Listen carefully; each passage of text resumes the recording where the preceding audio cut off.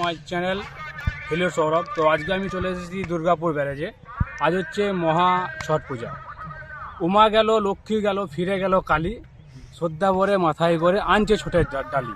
তো আজ ছট পূজা, তোমরা দেখতে পাচ্ছ আমার পিছনে কত ভিড়ভাড়টা রয়েছে। তো চলো বেশি বক বক না করে ভিডিওটা চালু করি। চলো এবার তোমরা দেখতে থাকো ভিডিওর মধ্যে কি আসছে কি আসছে না। মেন রোড থেকে যে লেভেলের ভিড় দেখা যাচ্ছে, তাহলে ঘাটে গিয়ে কী লেভেলের ভিড় হতে পারে সেটা একবার ইমাজিন করুন। কী লেভেলের ভিড় হয়ে যায় তা তোমরা এখানেই দেখতে পাচ্ছ। চলো তোমাদেরকে আরও দেখানো যাক। তোমরা দেখতে পাচ্ছ দেখো সবাই ডালি নিয়ে, ছটের ডালি নিয়ে সবাই চলেছে নদীর উদ্দেশ্যে, যেখানে তাদের আজকের যে কার্যক্রম সেটা সম্পন্ন হবে।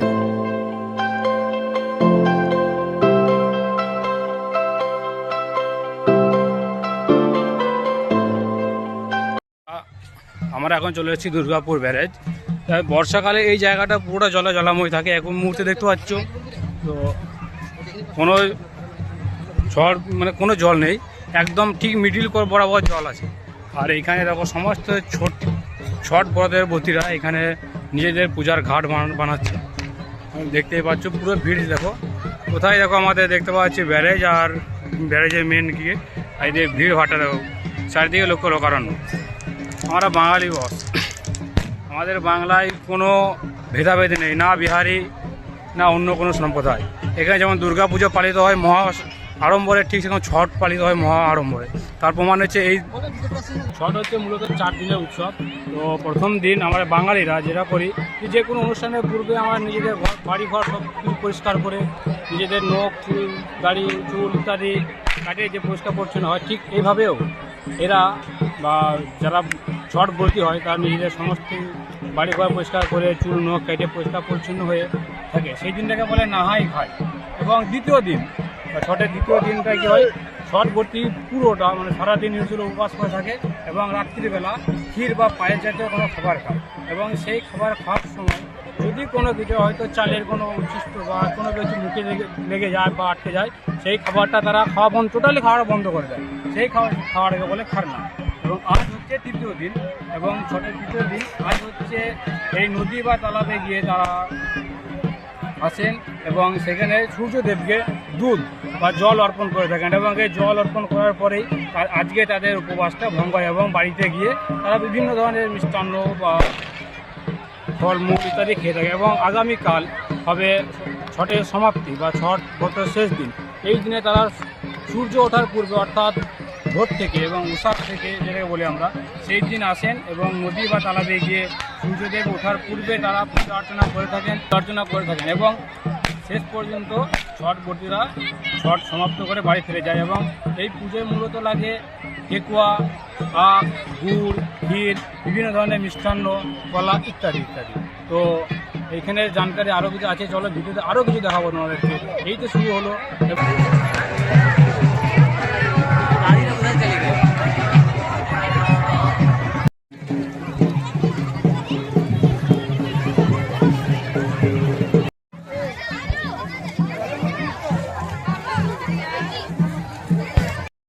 আজ হচ্ছে মহা ছট তেহারে তোমরা দেখতে পাচ্ছ সমস্ত কিছু ছট ব্রতীরা নিয়ে এসছে এখানে তাদের। আর এই যে আখ গাছ এবং আখ, ঠেকুয়া, কদু, বিভিন্ন কলা, বাতাবি লেবু সব কিছু ফলের দই নিয়েই এই তেহারের সমাগম এখানে।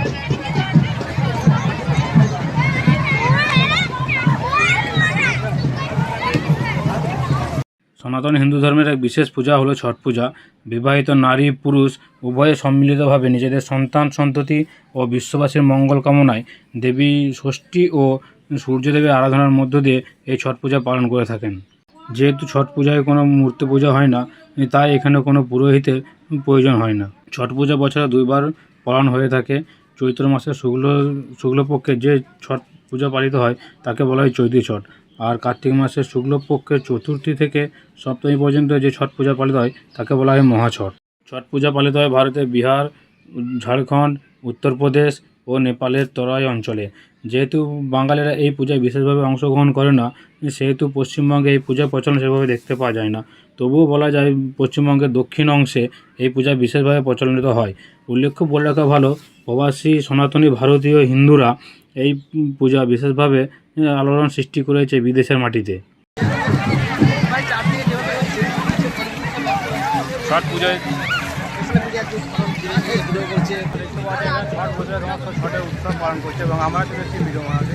তো দেখতে পাচ্ছি এখানে কোনো ভেদাভেদ নেই, আমরা যদি যাচ্ছি তাদের পাশে পাশে ঘুরছি তো কিছু বলছি না, কারণ সবাই এখানে উৎসবে সামিল হয়েছে এবং আমি হয়ে গেছি ওদের সাথে উৎসবে সামিল। তো ছট পুজো যা পুজো হচ্ছে, ছট মূলত ছটি মা এবং সূর্য দেবতার উদ্দেশ্য করে এই ছট। দেখতে পাচ্ছি কত ভিড়ভাড়টা আমার পিছনটাকে। তো এখন অনেকে মানে এই যে দেখছেন যারা মাথায় নিয়ে ছটের ডালি নিয়ে বাড়ি চলে ফিরছে, এদের সবার ছটের যে আজকে দুধ অর্পণের দিন, তা দুধ অর্পণ তাদের হয়ে গেছে এবং তারা আজকে পুজো উপবাস মোটামুটি কমপ্লিটলি হয়ে গেছে এবং তারা নিজেদের বাড়ির উদ্দেশ্যে রওনা দিয়েছে। দেখছেন মা কাকিমারা সব চলেছেন, মা কাকিমারা আসছেন এবং তারা নিজের যাদের হয়ে গেছে তার সমস্ত চলে গেছে নিজের বাড়ির উদ্দেশ্যে এবং বাড়ি গিয়ে তাদের উপবাস ভঙ্গ করবেন।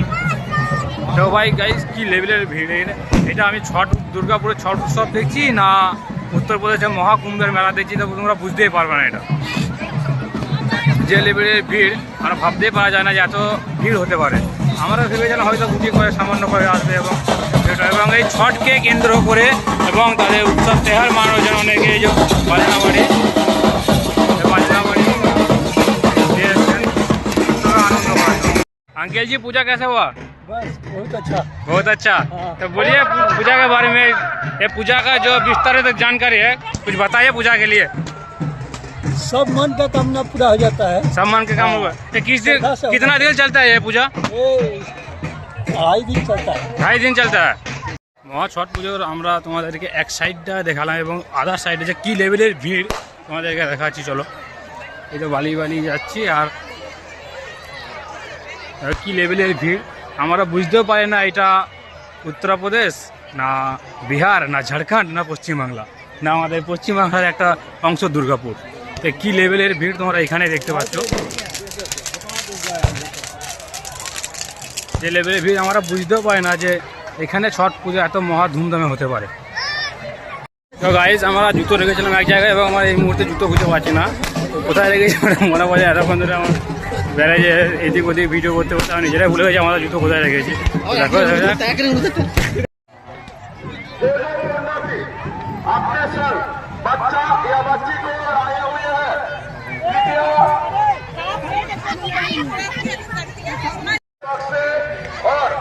ग्राम पंचायत प्रशासन के पास से यहाँ पे चेंजिंग रूम और टॉयलेट रूम का। माई जी, पूजा कैसा हुआ? हाँ बाबू, ठीक है हुआ मगर सूरज डूब गया। सूरज डूब गया। तो ये 2 मिनट रुकिए। तो पहला दिन पूजा, उसको बाद नहाई धोया। पहले तो नहाने खाने का होता है। हाँ। पहले दिन का दूसरा, हाँ। उसके बाद खाना, खाना। इसके बाद पहला सुनिए, नहाए धोए में क्या करते हैं आप लोग? हम लोग आदमी मेरा जा चल जा रहा है। कोई बताइए ना, हम लोग भी जा रहे हैं आप लोग के साथ। हाँ, कद्दू भात खाते हैं पहला दिन। हाँ। और नहाए धोआ घर द्वार सब कुछ साफ सफाई करके कद्दू भात खाते हैं। दूसरा दिन बोलते हैं खरना। खीर बनता है, पायस बनता है, हाँ। रोटी बनता है, ये सब वो लोग खाते हैं निर्जल उपवास के बाद। हाँ। और वो लोग खाते हैं हाँ। रात में। रात में। फिर आज को दूध चढ़ाने आया यहाँ पर। आज को पहला अर्घ है। हाँ, पहला अर्घ। दूध चढ़ेगा, फिर कल सुबह को दूसरा अर्घ है। दूसरा अर्घ में वही है, क्या बोलते हैं, भगवान का जब हाँ, सूर्योदय उदय होगा तब आप लोग जल चढ़ाएगा, दूध चढ़ाएगा, पूजा खत्म हो गया। कल खत्म हो जाएगा। कल खत्म हो गया। पूरा व्रत खत्म हो जाता है। तो किसी लिए बात है, बाल बच्चा के या पति पत्नी? ये सब बच्चे के लिए है। बाल बच्चे के लिए। सबके लिए, बाल बच्चा के लिए है। हाँ, तो इस पूजा में किस किस चीज़ का बहुत जरूरत पड़ता है? सब चीज पड़ता है, बहुत सावधानी से रहने पड़ता है, सावधानी से हम वो बात नहीं बताए आपको, हम बोल रहे हैं बाद में जे- बात करेंगे। বাদ ঠিক আছে। তো এখন পূজা টোটালটাই কমপ্লিট। দেখো সবাই ঘাট থেকে উঠে নিজের বাড়ির উদ্দেশ্যে রওনা দিয়েছে। রাস্তা